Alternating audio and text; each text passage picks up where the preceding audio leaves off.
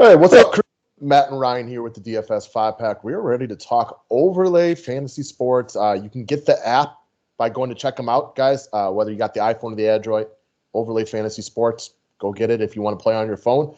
Otherwise, it's available on the website, and we're here to do our daily picks. We want to encourage everybody, if you got a good pick or a reason behind it, throw that bad boy down there in the comments section. I want to make this more interactive with the audience. We just need you guys to participate a little bit more. If you have the time, thumbs up, always appreciated, of course, as well. Let's get after it, but we got a juicy one tonight, a ton of options. Right? So, again, just going back to, like, on Saturday, too, for some of you guys who didn't catch this, like, again, I wasn't really ever that close. I know Overlay tweeted it out trying to make me feel better, but Donovan Mitchell kind of got his butt handed to him by Rudy Gobert. But it really makes you feel like that 12-0 jackpot is something that you can get. Also, my top confidence play didn't work out, so I wasn't really ever that close. But, you know, $180 in winnings off of a $22 bet. It's not like I did anything crazy. I didn't really, like, go out of the way to, like, make any weird picks or anything like that. For sure. So let's go check out tonight. And, again, for the head-to-heads also, very, very low rake. That's awesome.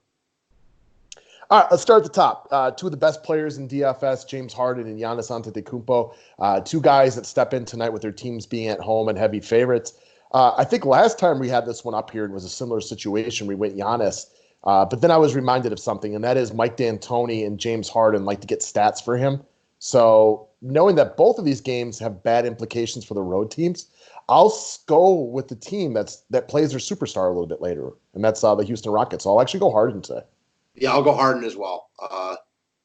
Don't think you're crazy choosing either side, obviously. No, for me, it's both guys are in similar spots here, and both guys have a good opportunity to have their teams be pretty well solidified within the fourth. And the Rockets just give Harden a little bit of a longer leash as far as minutes in these situations. For sure. All right, Russell Westbrook versus Cat. Because ownership is not a factor, and this is not, DK trying to make any kind of GPP pivot, I'll just go with Karl Anthony Towns, who's in a really good spot today. Yeah, I'll go Towns. I think their DK scores are similar, but just the fact that the missed shots here. So definitely Towns. Great point. Kind of already forgot about that one. It's another reason you might like Giannis over Harden. Sure. Wanted to be different. Another reason to intrigue. I'm still going to go Harden over Giannis, but it's something to think about. I'm glad you brought that up for this one because Westbrook does miss a ton of shots, and you have a negative detraction to your score on this website with the missed shots. I also think the point here is, don't you think everybody would go Karl Anthony Towns? Yes. Okay. So if you're just trying to be different with one play, that can be a huge benefit into getting the top 10%. So it's not totally opposed to going like with a GPP type of strategy right here because Westbrook's also really good. Cat's on a back-to-back and everything like that. I would go with Towns, but I think there's arguments. Sure. All right, Jason Tatum versus Kemba Walker. We get this one all the time. This is not one I'm very much desiring to pick. Give me Kemba, especially with Hayward back. And, I mean, it's not one I really want to go out of my way to choose either. No, these guys are very similar DFS production type of players, and it really seems to come down to most days who hits their three-pointers, which is always just a crapshoot. Right? So it's one I usually leave off. If I have to pick it, I have to pick it, but I'll usually leave it off. All right, Siakam versus Sabonis. What do you think on this one? This is a good one tonight, man.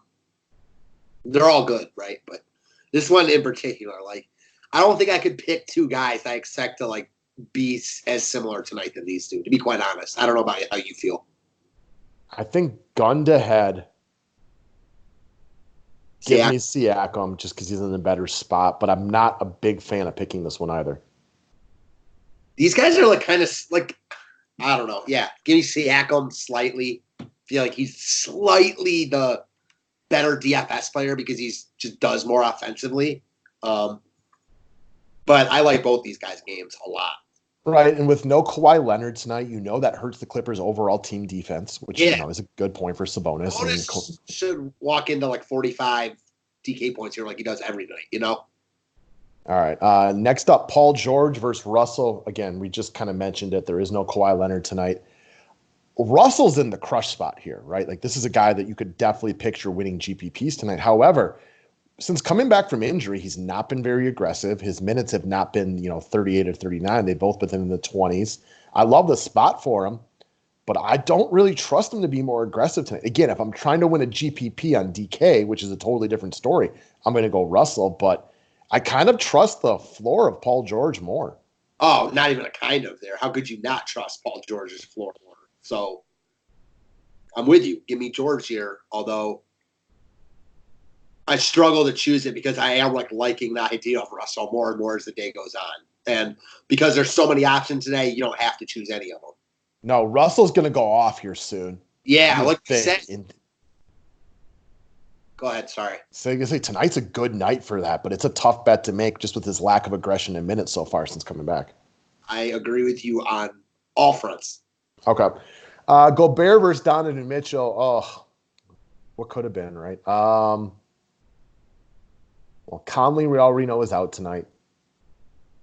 Mitchell was not overly assertive last game because he didn't really need to be. Guys like Jeff Green were hitting three-pointers and stuff like that. Ingles played well. Oh,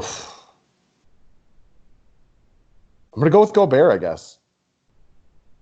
I'm going to go with Mitchell because it seems like every day for the past week at least, a guy that I'm big on, the last slate he's on, goes off the next day, the next slate he's on. So I'm going to say that's Mitchell tonight. Okay. Again, I think that I'm gonna make the play with Gobert based on my own crying and recency bias, but also because he doesn't really miss any shots. Truth. All right, Ingram versus Drew Holiday. Give me Ingram by a hair. Same. This one is I'll always take Ingram by a hair.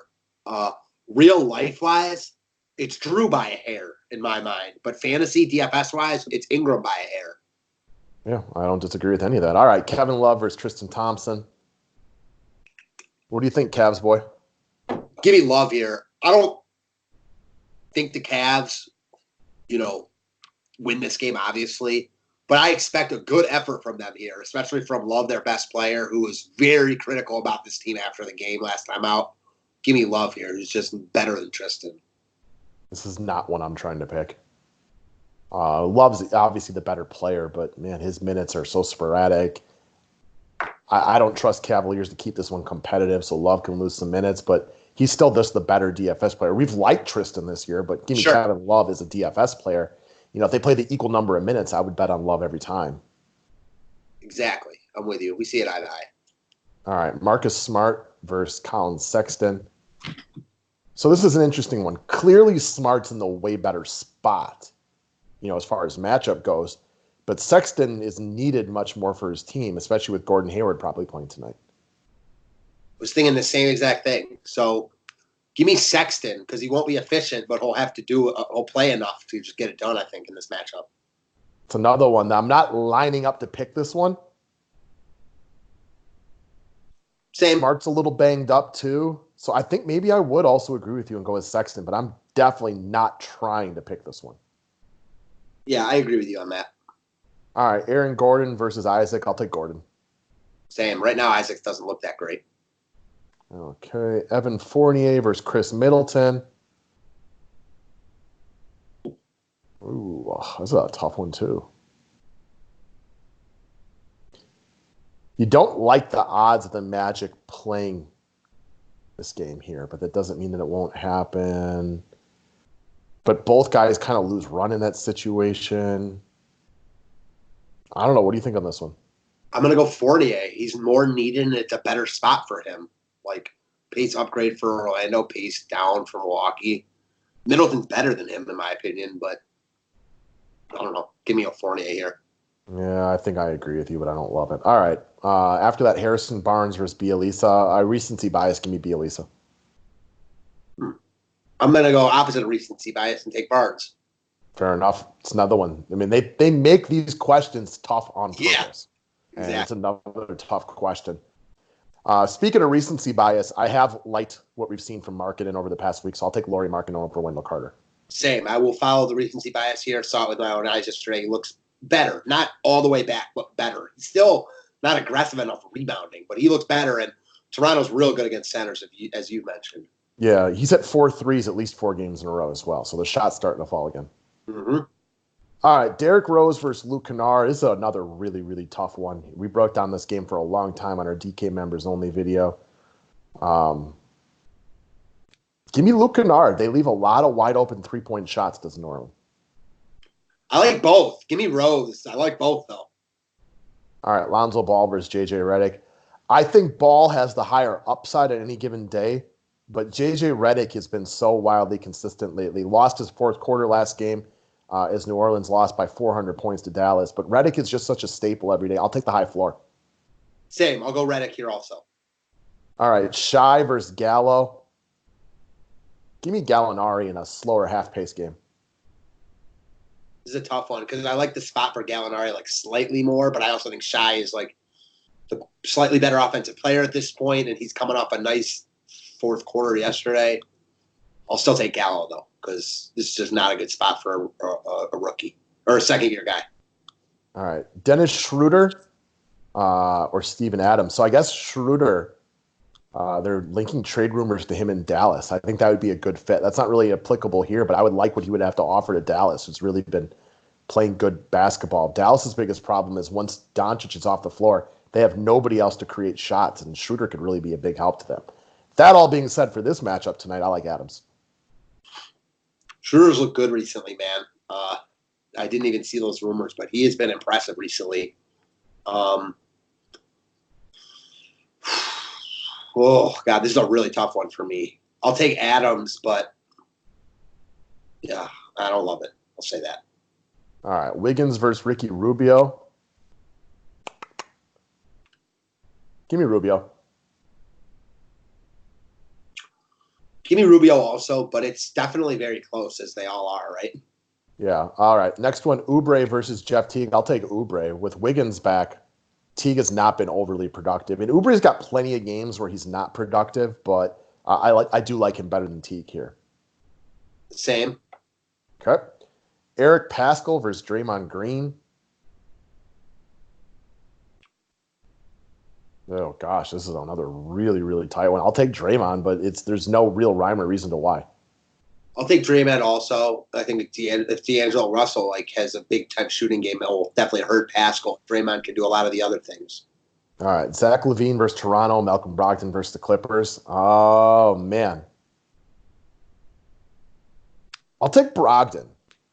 Big reason for me on this one, no Kawhi Leonard will weaken the team defense. He's still going to have to deal with Beverly and Paul George and whatnot. But I got a bad feeling Chicago does not play well today. And that's why I'm going to go Brogdon. This one's not even really close for me. It's one of my favorite ones. Give me Brogdon easily for all those points you mentioned. Just multiply it for me. I think Chicago gets rolled. I think Indiana plays well here against the Clippers. And Levine's awful at home, as you've told me multiple times recently, right? He had been this year. I think he's played better recently. And again, it was a small sample size, so I didn't really want to lean on that like it was going to stick forever. I know, I'm just playing. All right, here's our top one, though, as far as the debate goes. I'm Team Jonas. You're Team Blake Griffin. I think these are both guys that you don't give Valanciunas enough credit, and I probably give him too much. And the flip side goes for Griffin. You give him too much credit, and I don't give him enough. So it's interesting how they match up here. Prices are the same. Both in crush spots against their opponents tonight. I'm Team Jonas. You're Team Blake. I think this is the best one for us to talk over. It is. The funny part about this one now is when you look at their game logs, Jonas is more my type of guy and Blake's more your type of guy. Jonas is the upside guy who has a tendency to let down, whatever the case may be, minutes, whatever. Blake has been far from spectacular, but he's been solid. So I'm a big, I don't want to say I'm a huge Griffin fan, but compared to you, I'm the biggest Griffin fan in the world. It's another weird thing about this one is I feel like Griffin has more name value, but that's slowly changing. So it's just this is a really good one. I'm glad it's on the board. Yeah, Valanciunas lost some run last game against Utah. Didn't play for almost the entire fourth quarter because there was a big-time point discrepancy. He had been balling out before that. Griffin does have more name recognition, but right now, on a per-minutes basis, Valanciunas is just a better DFS player. No doubt about that. That's okay. Inarguable. All right. Well, if you can't argue it as Blake Griffin's number one fan, I would think that well, that's just a numbers question, right? Jonas is better than him, per minute. I love the spot for Griffin, but I also think Jonas could eat here too. So, That's the tough part about this. All right, Chris Paul versus Buddy Hield. I just like the ceiling of Buddy Hield so much more. I got to go with Buddy here. It's hard to ever like Chris Paul on a back-to-back. He is playing decent right now, but I'll definitely take Buddy Hield as well. All right. Rashawn Holmes at Houston. Harrell against Indiana. With no Kawhi Leonard, give me Harrell. Indiana's biggest weakness is against centers. Yeah, agreed. All right. Bojan Bogdanovic of Utah or Jaren Jackson. Give me Jackson here. Yeah, give me Jackson also. I was getting it confused because I thought these two were playing each other because they just played each other, but they're not. No, Bogdanovic is a guy I like probably more than the masses, but I expect this game to be slower. Now, again, no Mike Conley. He might have to take a bunch of threes, but I like the upside of Jackson here. I'm surprised that you chose Jackson over Bogdanovic because I feel like that's one that you would almost always go the other way on. Typically, I'm going to, again, the upside for these two, Jackson's is much higher today, in my opinion, against Golden State. Bogdanovic, like if you needed 20 to save your life, I would bet on him. But I'm going to bet on Jackson playing well here in a crush spot. My biggest worry with Jackson now just comes from, like you mentioned, how well Jonas is playing in with Morant back. It's possible, but multiple people can succeed against Golden State. No doubt. All right, Jeremy Lamb, TJ Warren, these dudes are basically birds of a feather. They're both in better spots now, knowing that Kawhi's out, and only one of them has to contend with better defense. Man. I'm going to play recency bias and go with TJ Warren. I've just liked what I've watched out of him lately, but it's a tough one and not one I'm trying to pick. Yeah, these guys are very much pea and pod-ish. I'll take Warren, too. He is playing well right now. They're both very natural scorers. Yeah, agreed. Warren has got the making of what I feel like could be like become like a poor man's Lou Williams. You know what I mean? Like he could be instant offense off the bench. He's a very good scorer. He doesn't do much else well, but yes. No, he doesn't. He's a very good scorer. All right, Markelle Fultz at Milwaukee, Satoransky against Toronto. I'm guessing you're going Fultz because you think Chicago plays bad? Yeah. I don't love the spot for either of them, but I'll take Fultz at this point. How about you? I'm kind of with you on that one. I'll take Fultz as well. These are two guys we both have discussed at length for DFS-wise lately, but I'm kind of with you. I don't expect a good game from Chicago today, so I will tend to default to Fultz here. Cool. Not that I expect the Magic to play well either, but I think Chicago, I feel like we see this eye to eye kind of.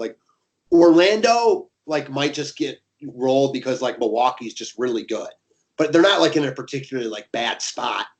Chicago might get rolled because Toronto's really good, and they're also in an awful spot off a back-to-back hard loss. Yeah. All right. Jay Crowder versus Miles Turner, two of your favorite players.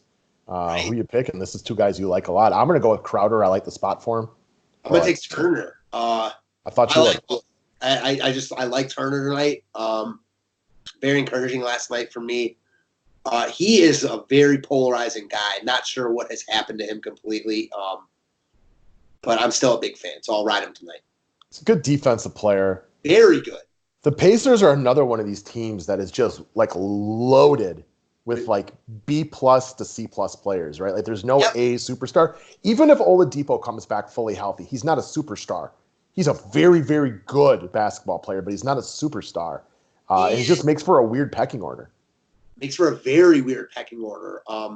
No, he's definitely not a true superstar LeBron or any of those guys. And he's probably, would you say he's on the same level or maybe right below Dame? Oh, I think Dame's a significantly better player than he is. So do you think he's closer to McCollum? Yes. So when they're both healthy, do you think that he's definitely their star over Brogdon? Yes. I think he's the better player than Brogdon, not by a distant margin, but I'm a big Malcolm Brogdon guy. But again, this is what we get to. I'm starting to wonder how the Pacers, if there was a team that was super star heavy, how they can somehow make a trade to make this team better. Because again, I like TJ Warren and Jeremy Lamb, but for me, you got two players that are the same. I just don't know how much room you have on that team for these two guys. Yeah, I don't know why they signed both those guys. I just don't get it. And then also, part of the reason Miles Turner isn't as good is because Sabonis eats up all those rebounds. Like, that's a big reason why his DFS scores aren't as good, which, maybe is a byproduct of Turner just not being aggressive enough. But they play those two together, but I still don't think they're the best fit. I don't know if you do either. Like, no, they're not. Turner's is like, his skill is not being maximized right now. That's all I'll say about it. But they have too much of the same. Like Brogdon and Oladipo the same. Warren and Lamb the same. Sabonis and Turner. They don't play well together. They're not the same player. In fact, their game is drastically different. But they don't really fit well together, which is a kind of a big problem. And like, I don't know what to do with this team. I feel like there's a lot of potential, but just not sure what you do with them exactly. I agree with you wholeheartedly, all around. They're like a much better version of the Bulls. You know what I mean? Like where they have all these pieces that just don't seem to play well. And why they're definitely going to make the playoffs. They're a long ways away from doing anything. They do impress me just like how they play though. And I will say maybe we're like under rating Oladipo a little bit because a couple of years ago he was really good. He was, but he's never going to be the best piece on the championship team. Probably not. No, although to that point, like not that many guys are. You know what I mean? Like Karl Anthony Towns is a superstar, but he's not going to be the best player on a championship team, Listen, I get what you're saying, but it's hard to just put that on him like that. And I don't view Karl Anthony Towns as a superstar. I think he's a star. Like superstar to me is on Giannis. Do you view Dame as like higher up than Towns? He's more of a winner. Yeah, he is. Yes, he is. I'm surprised. It's funny because I go back to something you said like a lot when you say like winners. Like, because I remember talking to you about this like when LeBron left the East. Like, not that many guys have won a title. You know what I mean? Like, there just aren't that many guys who have led their teams to titles. It's just facts of the matter. So to discredit like everyone else for not doing that is foolish in my eyes. All right. Well, I can't call Oladipo like a superstar. Same. I agree. I agree. And it's just hard to put my finger on exactly why. That's, I guess, the question. Well, because I guess it comes down to personal preferences and definition on what you think a superstar is. Giannis, superstar. James Harden, superstar. LeBron, superstar. Kawhi, superstar. Doncic, now I can almost call him a superstar. But then like Paul George to me isn't a superstar. He's a star. Anthony Davis? Star with superstar potential. And I feel like a year under LeBron's tutelage, and he is definitely a superstar. He just need to do something because he has superstar talent. Steph Curry? He just hasn't been superstar. Okay, all right. I just wanted to make sure okay. I just wanted to Kevin Durant, superstar. Okay, yeah, easily. So, but they're only, that's the point though. Like, you talk about your version of superstar, and I'm not saying it's right or wrong because it's your version. There's only like 5 or 6 guys because guys that have like won a title, and that's fair. You don't have to have won a title to be a superstar because, like, again, I put Anthony Davis on superstar talent, but if somebody wants to argue them as him as a superstar, I can't give you lots of good logic and reasons why he's not. We'll end it on this one because I'm interested to say how you feel about this guy, like where you put him. I know how you feel about him. Joel Embiid.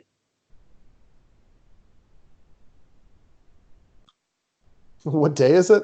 Because, right? When Embiid wants to be, he's superstar. He just with the weight management and again, he hasn't done much in the playoffs quite yet. It's hard to call him a superstar, but when he wants to be, he is. You know who is a superstar that I think you'll actually agree on with this? Actually, I know you will because you like this guy a lot. Russell Westbrook. Yeah. I mean, he's got an MVP.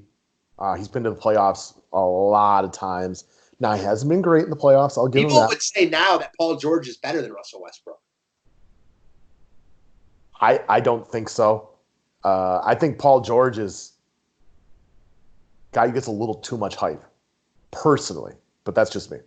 Yeah, it's fun to talk about if nothing else, right? It is fun because, again, I think Paul George is a great basketball player. But this is a big reason why the NBA is like so fun to watch, just because of conversations like this. They're easy to have, Right, like, and that's what's funny is people will go back to like Westbrook and Paul George. Are like, well, Westbrook is the reason that this team doesn't go far. They're like, what did Paul George do in the playoffs the last couple of years for the Thunder that made you think he's a superstar?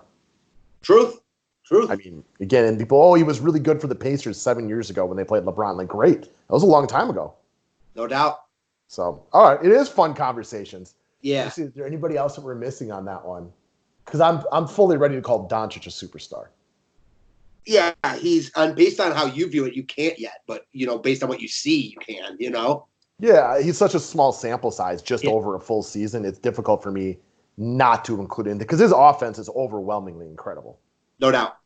And I would have called Jokic an emerging superstar coming into the season, but he looks terrible. Yeah, I forgot all about him. Good point. Like I can't call him one right now. Like he would have been a difficult guy to call that without winning much. I don't know. It is a fun conversation. No doubt. All right, guys, thanks. Thank you.